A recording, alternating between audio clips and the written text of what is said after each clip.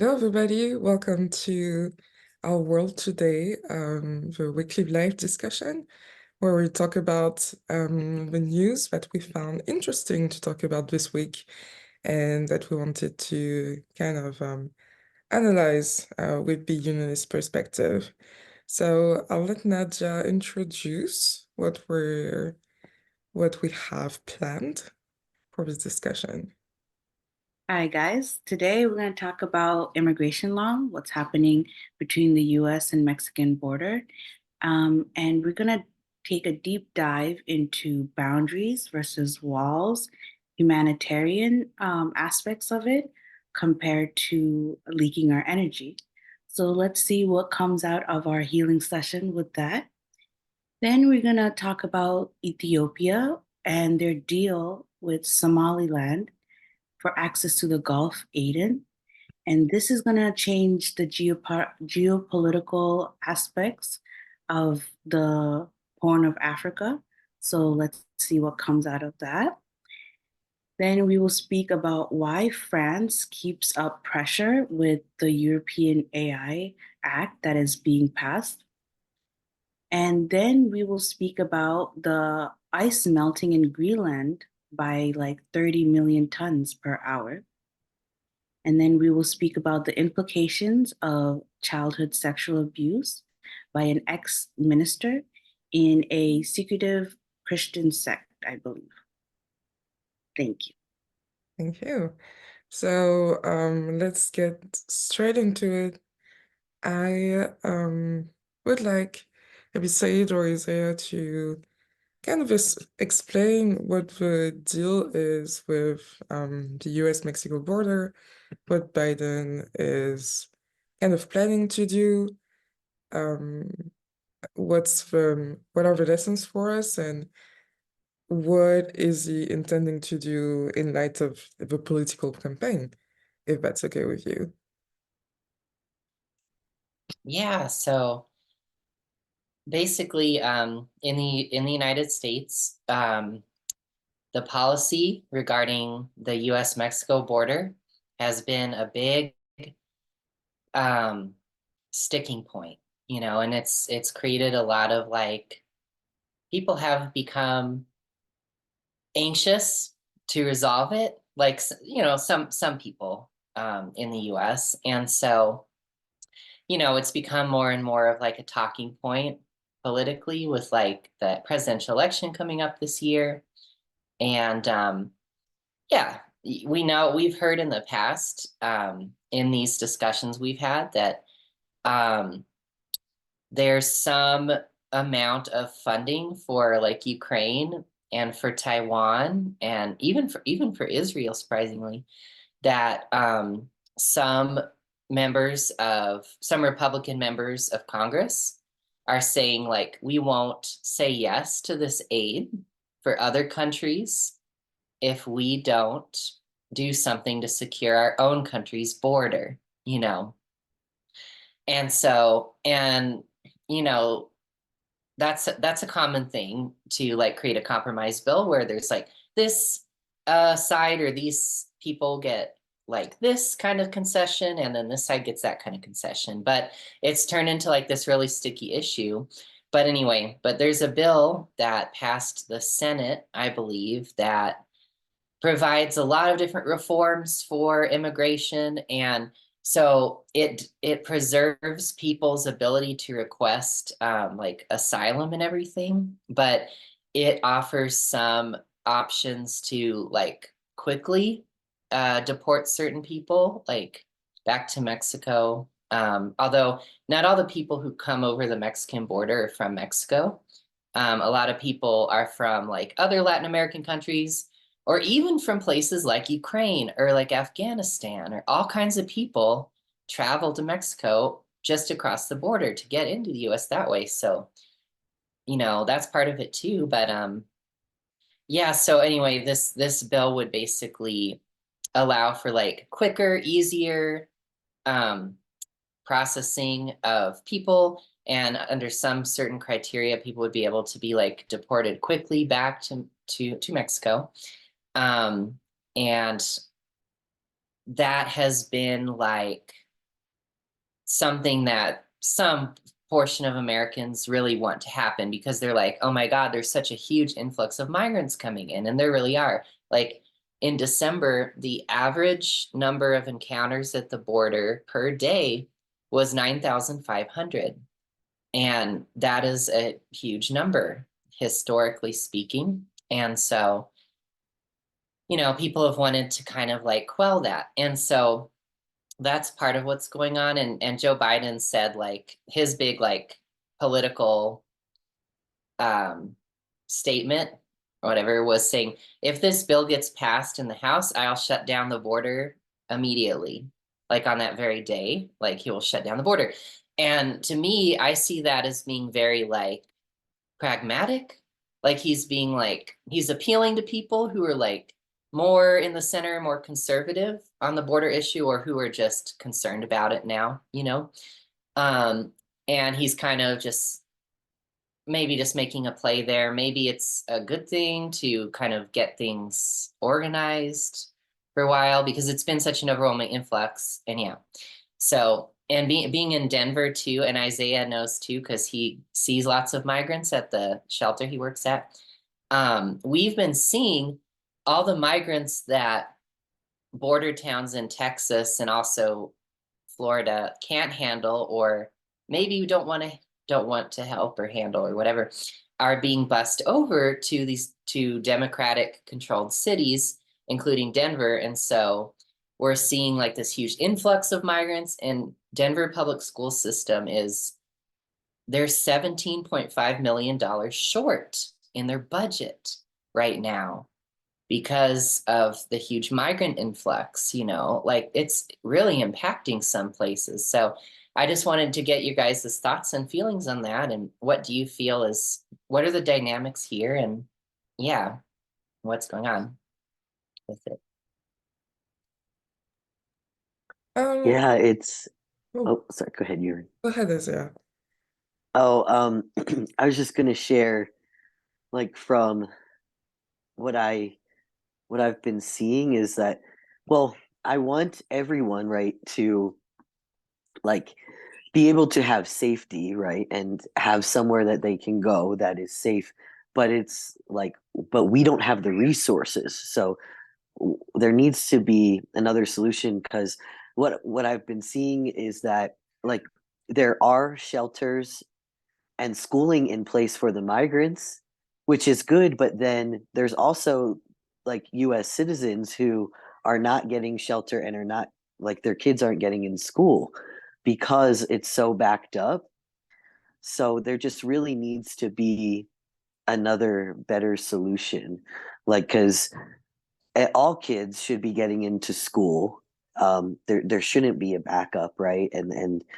Um, but it's like a 2 to 3 week backup for someone to enroll in school right now. And then yeah, in terms of shelter, um, it's just there's we're not seeing it. Well, it is for the migrants, but for like it should be for everybody, right? So yeah.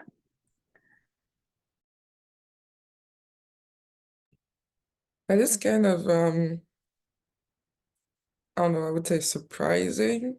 Like in France, we have the same sort of debates for refugees, but we also have some sort of system in place with sheltering for people, no matter where they come from. And it's not and obviously like there's a new immigration law, so that is bound to be more strict, I guess.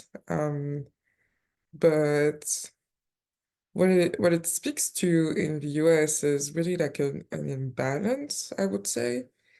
Or yeah, I guess like it's not about, some people would like to make it political first, but I think it's more about like financial and also like humanitarian first, where yes, we want to like welcome people for shelter, like give them a new life if we can.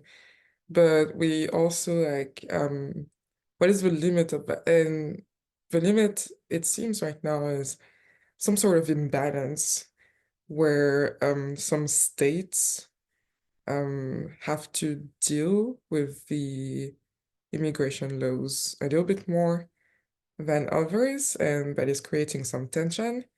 And would there be like, if we wanted to have a good immigration law, like would there be a good redistribution of resources in order for everybody to have a kind of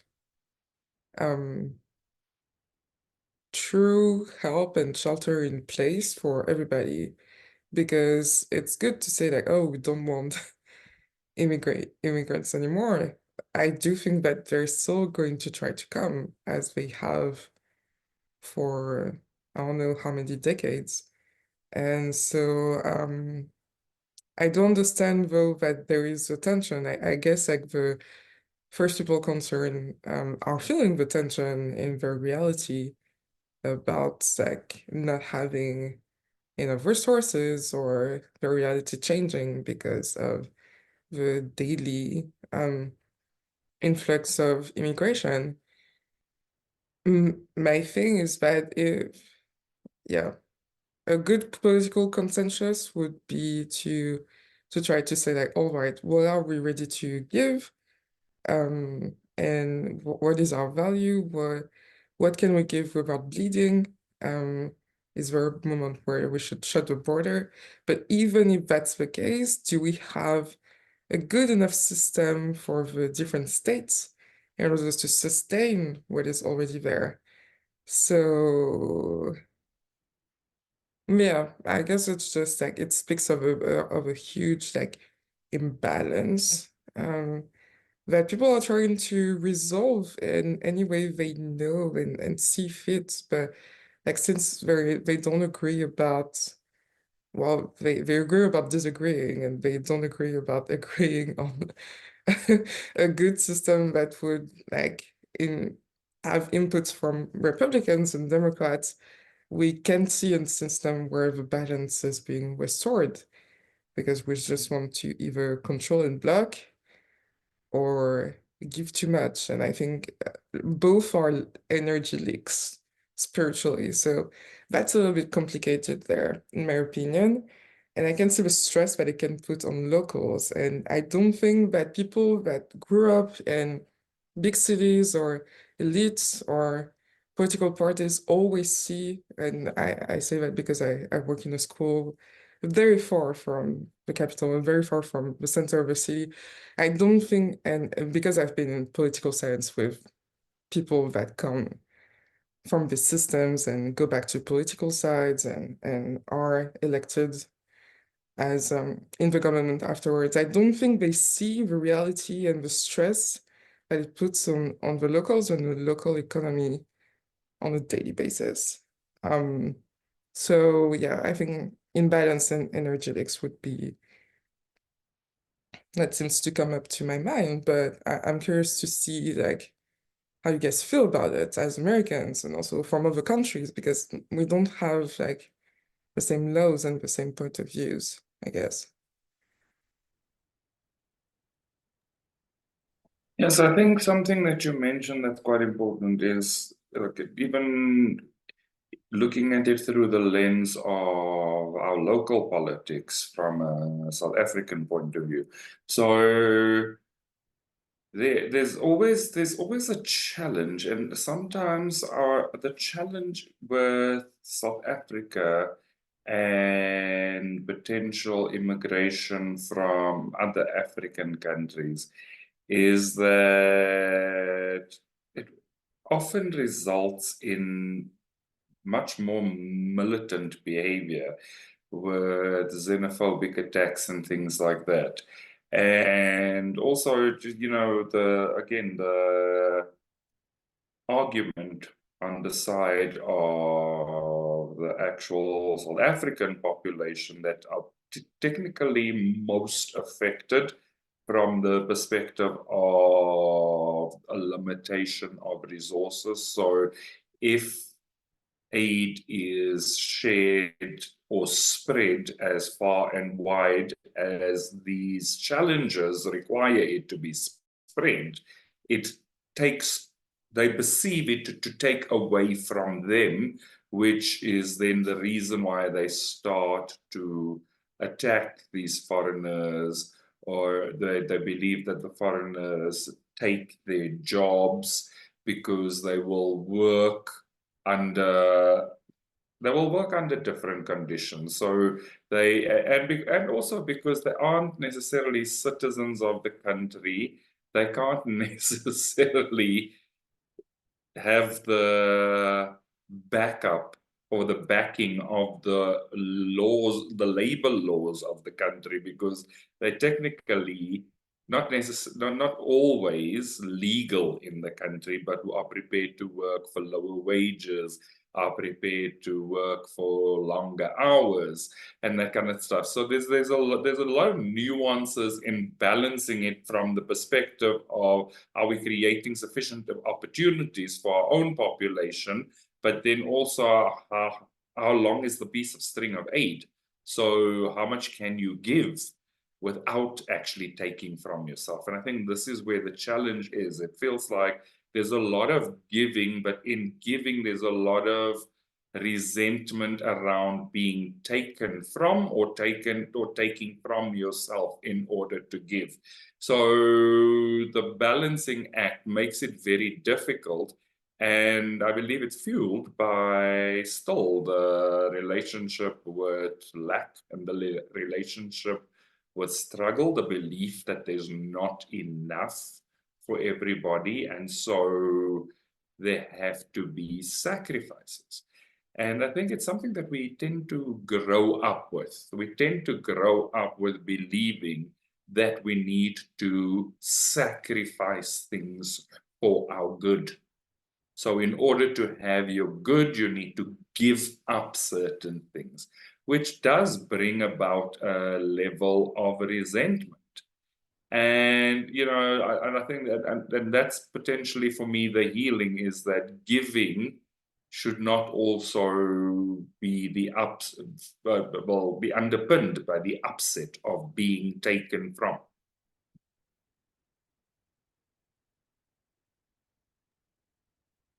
I feel that America has an abundance of resources. We just don't allocate it well. I feel that if we were to actually budget divinely, we could accommodate for like more people to come. But you have to keep in mind that each country has its own vibrational like thumbprint. So if you're not matching that vibration, it will become like an energy leak to give. So energetically, I think we have to find healing within the US on how we can regulate the immigration with fine tuning our boundaries and fine tuning our energy so that we can receive and have a vibrational match with everyone that is coming through. And I think that's where the resentment stems from, is like we're not allocating the funds appropriately, and we're not recognizing that the US is a country that a lot of bordering countries would want to come to because we have these valuable aspects. As Jeff had explained before, there's a vibrational output that US gives, and we have to recognize that and share generously, but with the mind of keeping that divine boundary and recognizing our value and what we're giving out. And I can completely understand with Colorado, because in like the past 3 years, the housing market had completely skyrocketed because of the people that increased there. And, if they were to just travel to Idaho, that would have been like 1/20th of the housing bill, because there's so much land there, but not that many people. They could accommodate for newcomers. So if we had a strategic welcome plan, recognizing our value and recognizing that we are able to give, but appropriately, I think that would be much more divine and relieving. Yeah, I think there's something about the sacrifice thing, I think is very important to mention because it seems that it doesn't start with immigration, right? Immigration, it's just like a mirror of our resentment and the fact that we're always asked to give of ourselves and sacrifice and give too much, and we don't know how to have proper boundaries in this life, which is a true problem.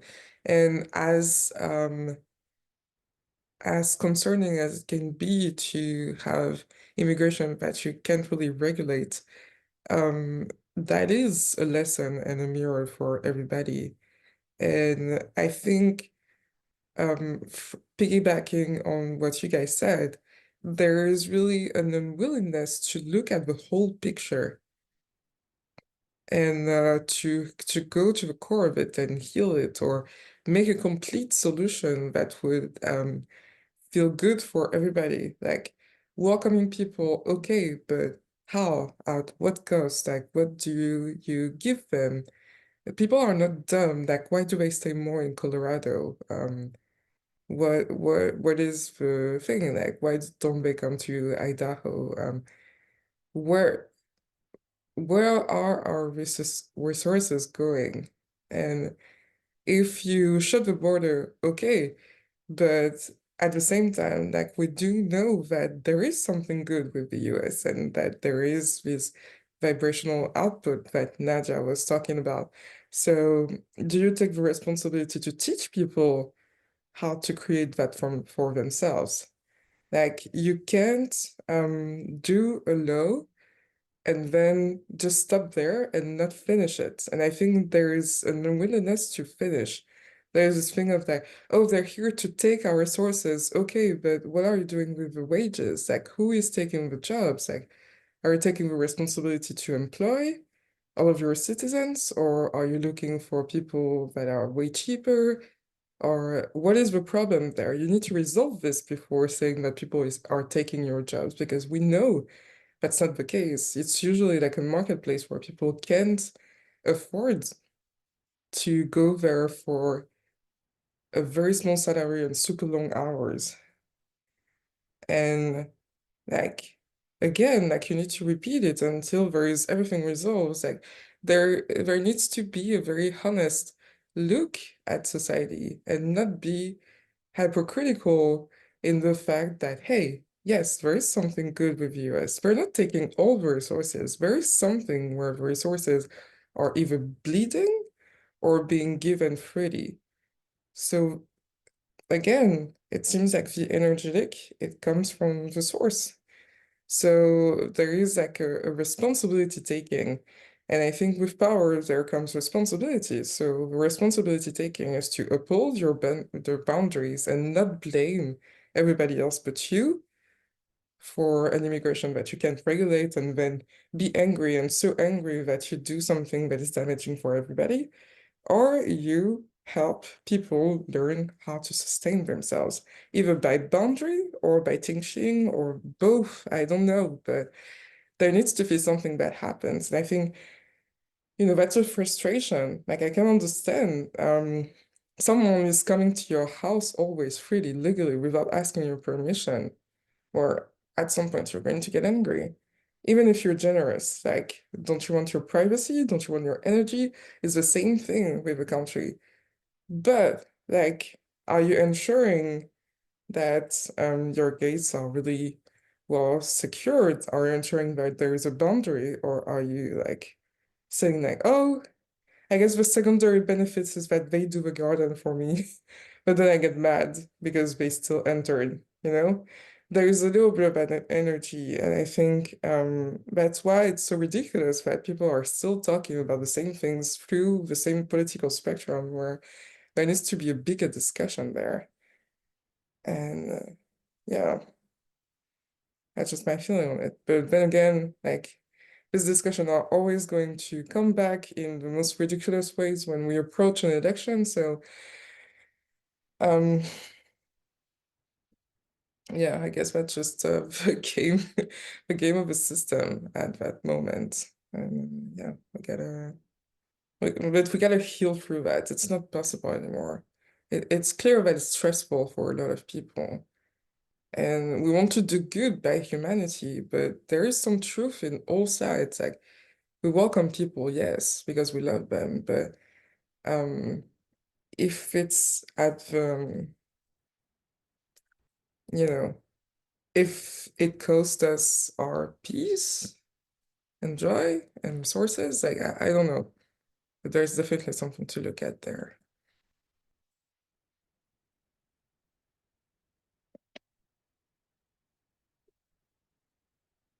I agree, and I feel like yeah, you're so right. Like this, it's such a nuanced topic, and there's no way that we could discuss it like completely. I don't even know if that's possible, like in an hour even, but it's like I feel like we need to accept that like it's nuanced and it's okay that it is, and it's okay that it's kind of messy and we're figuring it out, and that's fine. It's just unfortunately the conversation gets bottlenecked a lot into like just two sides with two positions, that's kind of like us versus them, when it's totally not. It's totally not.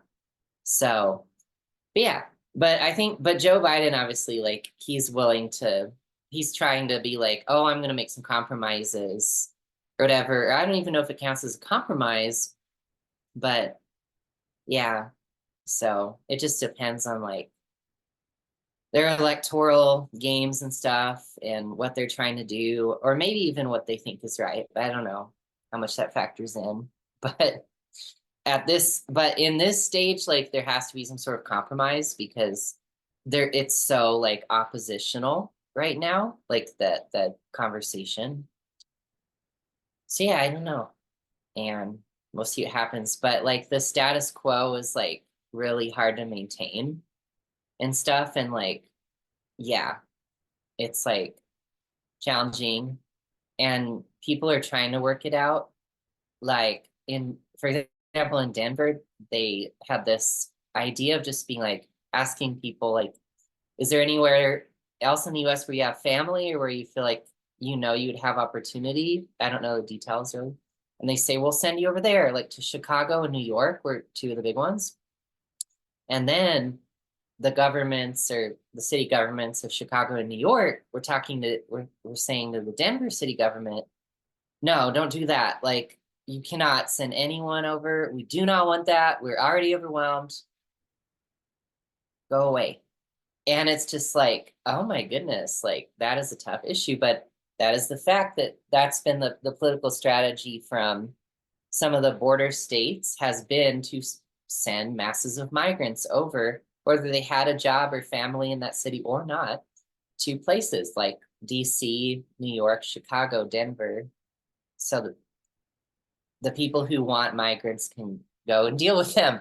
And it's a really like immature way to deal with them. But also a lot of those border towns and cities in Texas do not have the capacity at all to deal with tons of migrants. They do not have that funding either. So it's like, yeah, that makes sense. But then it's like, can we just please have like, if we have a more civil discussion about it and we're compassionate and understanding, things go way smoother. But when you're like trying to fight for show because you like that, or you feel like people will enjoy, like your supporters will enjoy you being combative and like even cruel or mean, then that makes things worse. And I think that's what we're seeing. So yeah, do you know what I mean? Yeah. It's just kind of like, why are you doing that? Like, you need to have like bilateral discussions. There is that comedy side of thing about politics in the US. There is also the fact that we're still in that mentality of each state their own, and I'm just going to do whatever the fuck I want, whether you like it or not. Don't forget that, a war that opposed states, like there was one like 200 years ago So spiritually, it's like still very new, and we're still in that mentality of like the other state is going to do their thing, and we're federal. It's a federacy, I guess. So I'm not going to follow them at all, and I'm just going to listen to them, and I'm just going to block their thing, and there's still like a pattern of that instead of like listening and communication. So we have to keep in mind that there's still some healing there to do about that as well. You know, that it can seem ridiculous, but that it's still spiritually very new to a lot of states to have that much freedom. So yeah. Yeah. So I just wanted to add, I mean, I don't know if you guys recall, at some point the same border discussion came up, and at the time there was a very facetious statement of busing people to Kamala Harris's front lawn kind of crap. And you know, I feel like contextually a lot of it is farcical, and I think it speaks to what we spoke to a few weeks ago around the tacticality of their behavior. So let's put it in context. It is an election year. They have to be seen to be combative. They cannot be seen to be too cooperative because they all want to consolidate their positions. It's just as simple as that. How do you consolidate your position? You play into the theatricality of situations so that you buy the vote that thinks, but you also buy the vote that appreciates and that the drama appeals to. There's a lot of sides to the marketing value of the debate and the argument and the fight. And similarly with South Africa, it's an election year. We are seeing a lot more ludicrous politics. So like, for instance, a previous president of ours establishing his own political party, but then still wanting to remain part of the party that he was the president of, that actually elected him to be the president of the country. You know, so it's like all of these ludicrous things that you would look at it and consider that if you applied a reasonable man test to it, like a man with a relatively reasonable amount of life experience, education, is generally, and I'm making it a generalization, is generally sensible, would that person make that decision?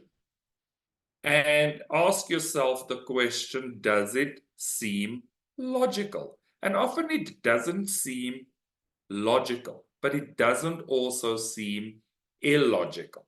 So there's obviously a game plan at hand, and we mustn't forget sight of that, because we will think that there's healing required, but what's actually required is that the drama should be left in the movies, and we should be able to get on with life in a reasonable manner that says we govern well. Yeah, for sure.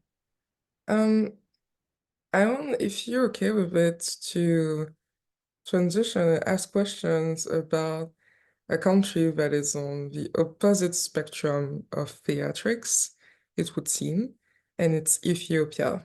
And I wonder, because Ethiopia has always been like kind of different from other countries, not colonized, I think so, not colonized, not having a civil war like others or coup, and is now developing to have their own ports, as the crisis in the Red Sea is just threatening to just be amplified, and Somali is just doing their own thing.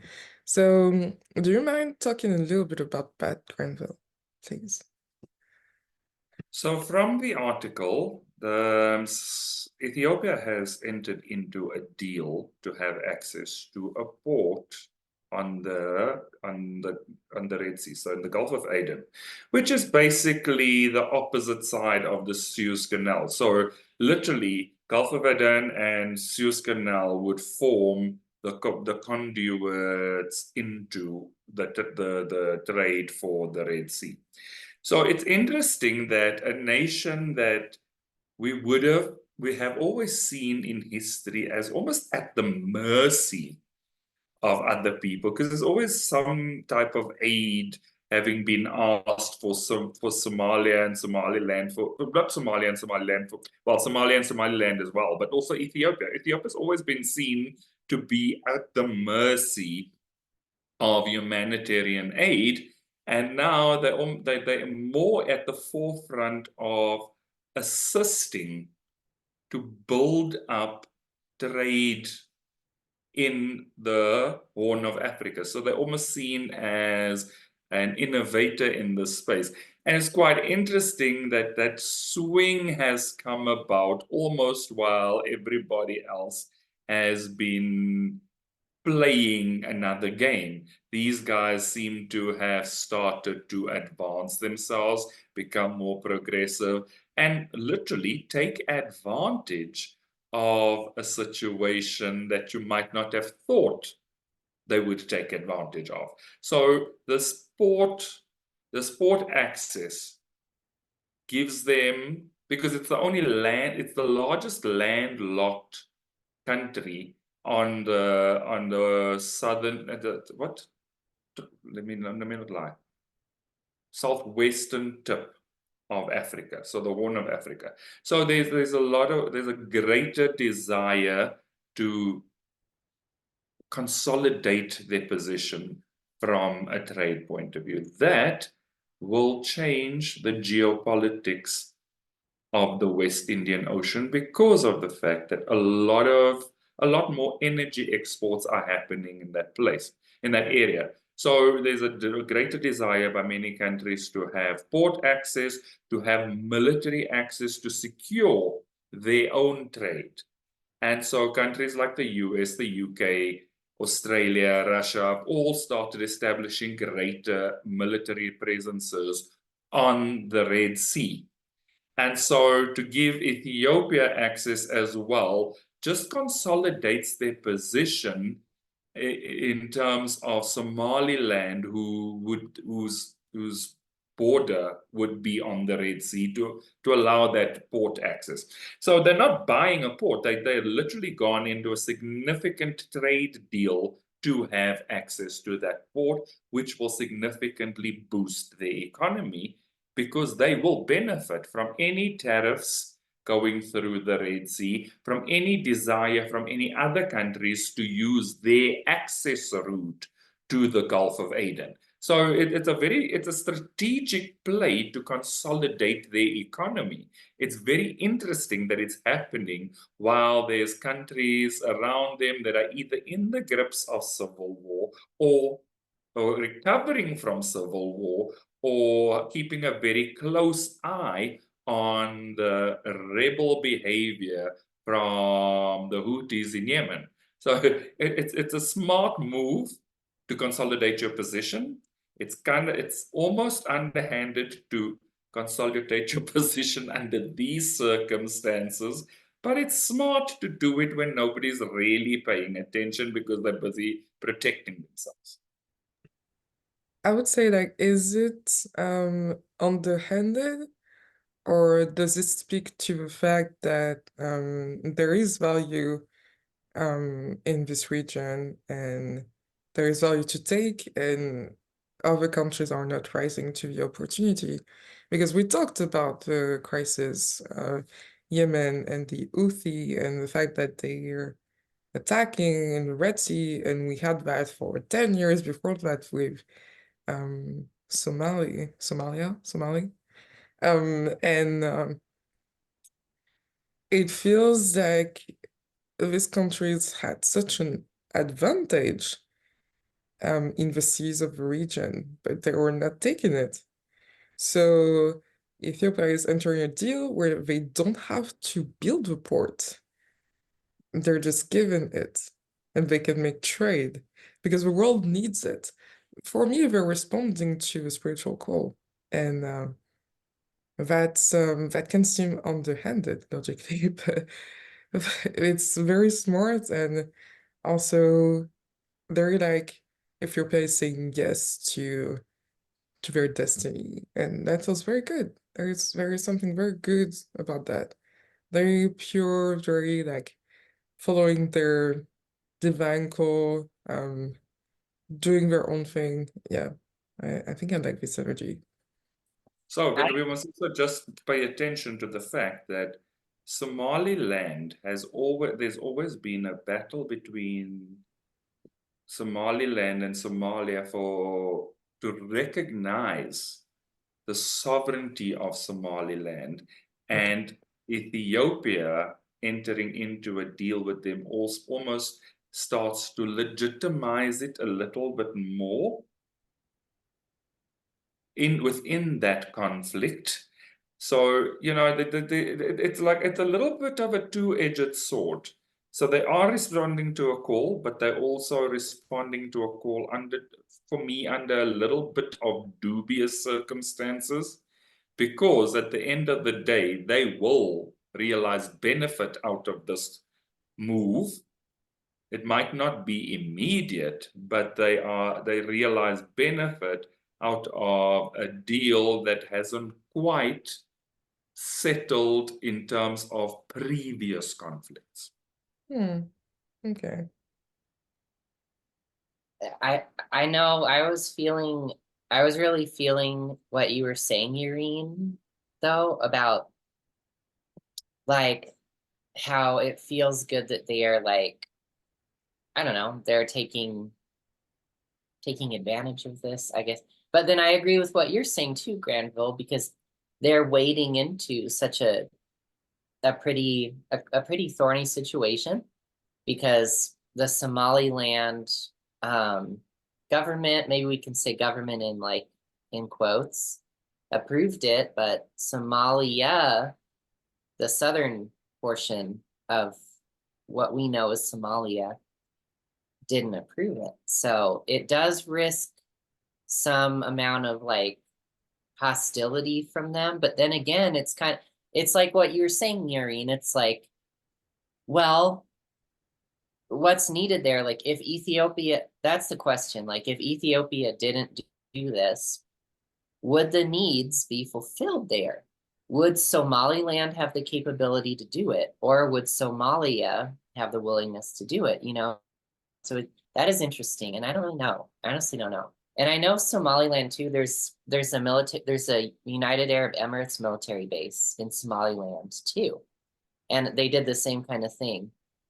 So I don't know. So I don't know. From what you guys were saying, it feels like it is.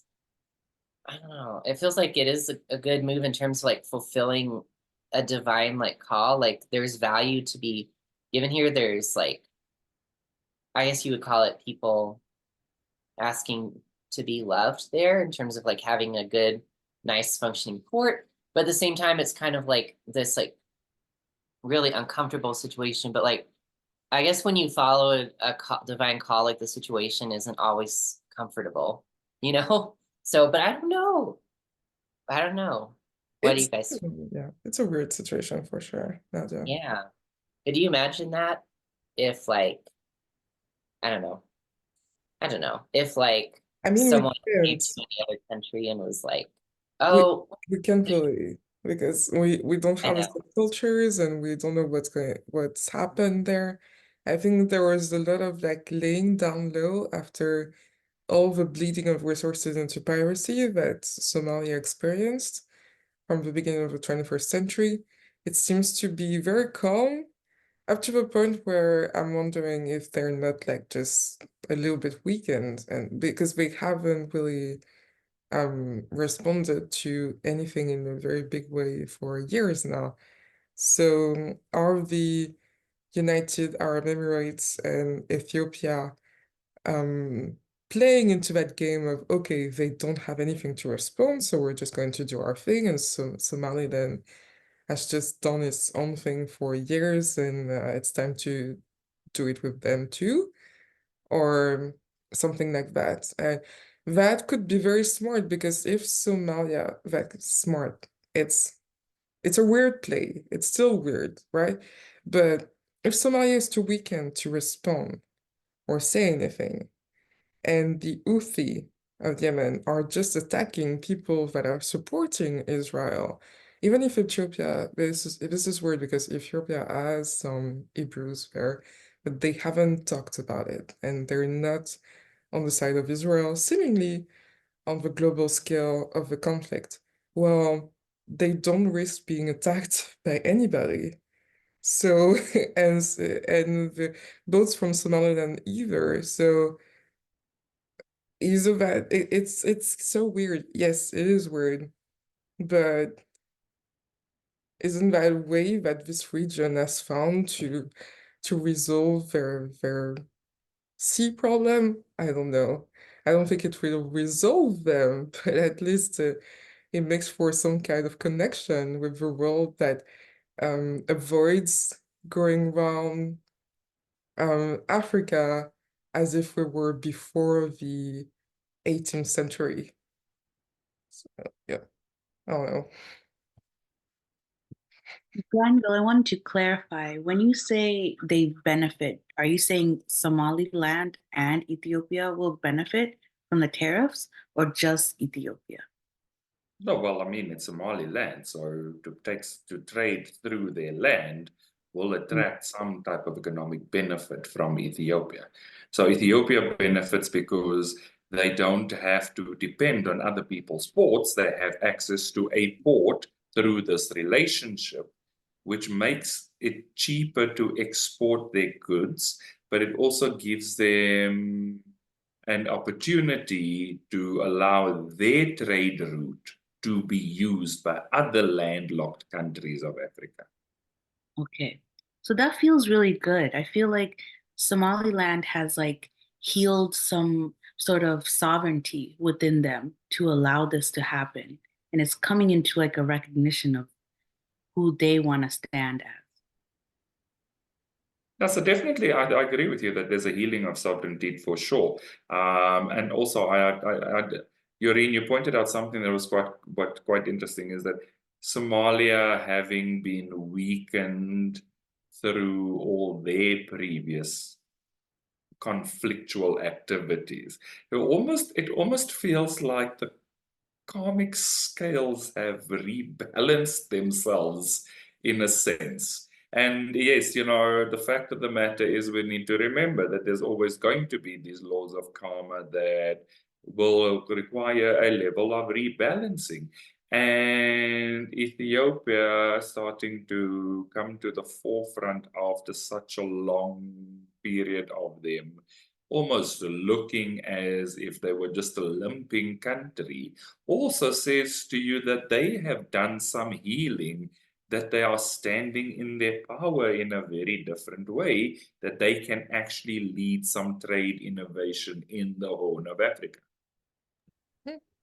We have to see if it's going to be very positive or if it's going to go down south really quickly. We'll observe the situation, obviously.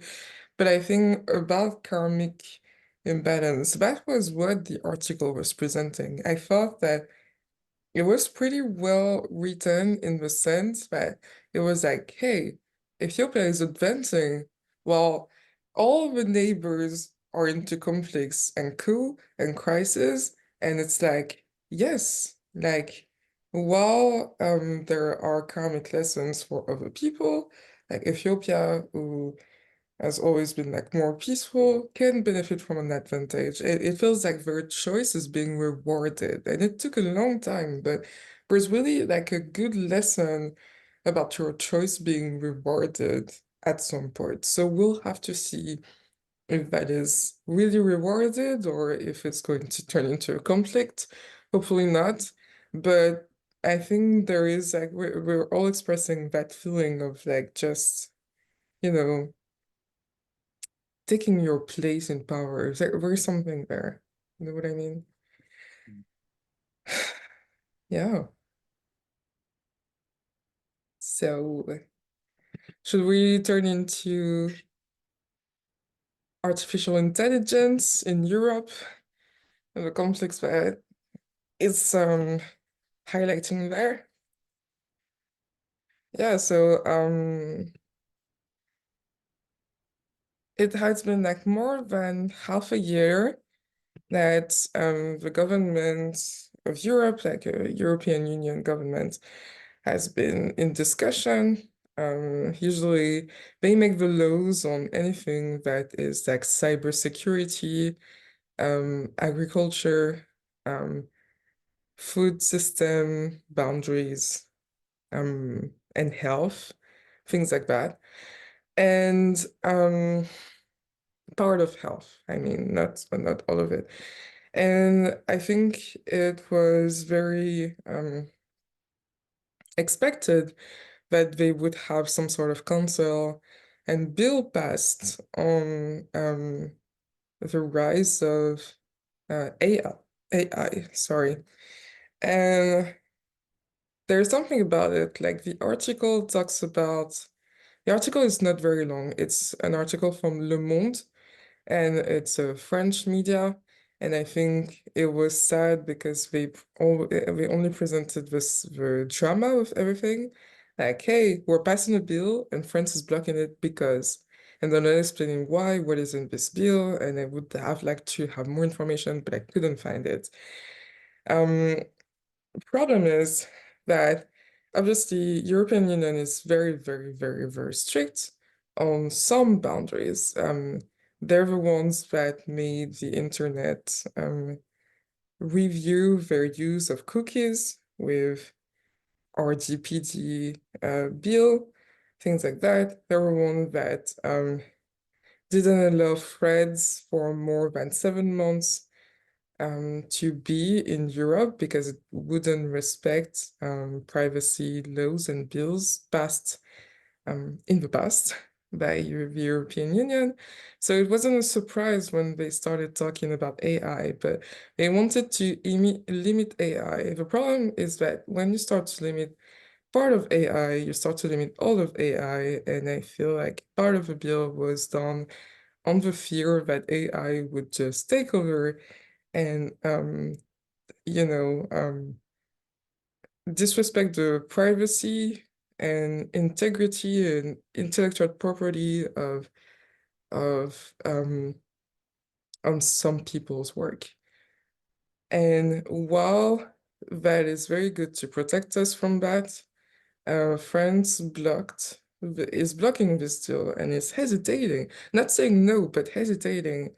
And that is very French-like to do that because they have people in the government that are very like, they see the economic side of things before everything. And they rightfully said in their thought of the economic process that it would just stump the progress of European companies that are on AI, because it's true that compared to everything like RGPD and threads where there's just like a little bit of change to do to your website, this bill could literally shut down companies that are over in Europe and using AI, or AI is being the source of their market. So they're saying like, hey, we want to revise this bill so that it doesn't hinder the progress that we have. And in that sense, they're kind of right. I think they want to say like, hey, Europe is good for their protection laws. I think the message is that we respect the protection laws that you have put in place for us. However, this protection laws shouldn't come and stop the progression, because we also need to be on par with the job market that the US is offering to everybody and the economy that the US is offering. And yeah, I think sometimes Europe tries to be this thing that is like kind of closed down without seeing that there also needs to be a relationship with other people. And I think maybe this discussion is kind of like, again, we're talking about rebalancing. I guess we're again on the topic of rebalancing. A rebalancing between being a leader in terms of health system and security while having a relationship that makes sense with the rest of the world. So that's my point of view as a French person, but I would like to know how you guys feel about that. So I think there's something very important that we need to just highlight in terms of the behavior of rebalancing. So the fact is AI is going to shift and has already shifted very many things. And a lot of innovation has been led through AI, and we spoke through it in terms of the production of semiconductors in East Asia, that Europe wants to get into its own manufacturing cycle as well. AI learning is going to allow for them to also develop supercomputers that are going to feed all of their national security systems with the intelligence to advance it. Most things, if not everything, runs off of some type of semiconductor intelligence, which is driven by AI. It has to be, because it's literally just the requirement that AI operates those semiconductors. So to now limit the scope of what AI can do in certain instances while wanting to benefit in other instances kind of seems a little bit like a two-edged player. Like, you want your cake, you want to eat it, you want somebody else to bake it, and you also want to pay them a really shitty salary for having baked it. Come on, guys, what are you up to? Can you either restate or clarify what are the restrictions that the EU was wanting to put on AI? Because I don't know why I just either forgot. That is the thing. The media was not citing what the restrictions were. So it could be anything from completely forbidding parts of AI to only just protecting the privacy of people and their usage on the internet, and also intellectual property. The problem is, like, even with bills for intellectual property, we have intellectual property problems with paintings and arts and things like that. I don't think a bill would just change everything in a day. But like, yeah, it's a bit, and I think France, like, people in the French government right now are very pragmatic, maybe sometimes to a fault. So if they're saying that it's going to impede the progress or even shut down companies that are using AI, we have to believe that there is some kind of thing about forbidding the usage of AI inside of our technology and digital system altogether, in the most extreme forms of the bill.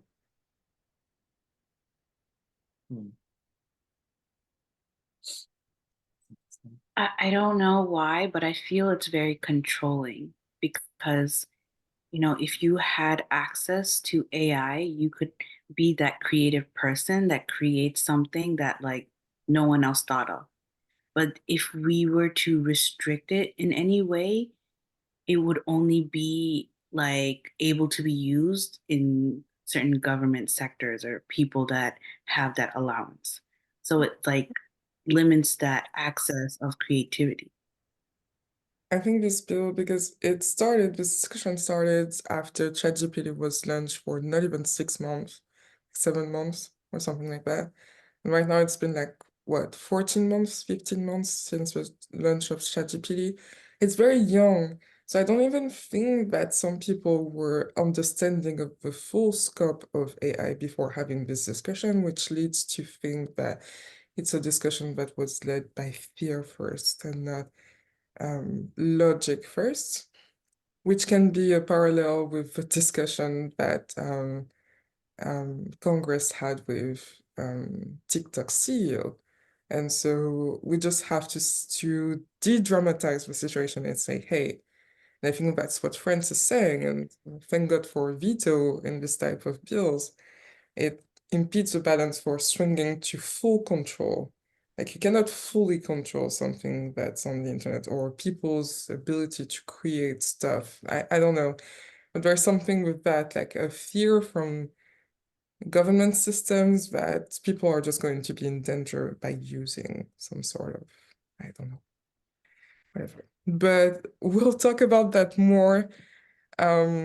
in hopefully the next discussion. We'll have time to talk about it. I think it's not the end of the story, it's just the beginning. And with that, we have reached our hour. So I'm going to say thank you to everybody for participating in this discussion. Thank you for people who watched us live or watched us on YouTube. If you enjoyed this, I would ask you to please like, subscribe, and share this discussion so we can do more and develop the interesting topics that we want to talk about more. So with that, have a good day and see you next week. Bye-bye. Bye.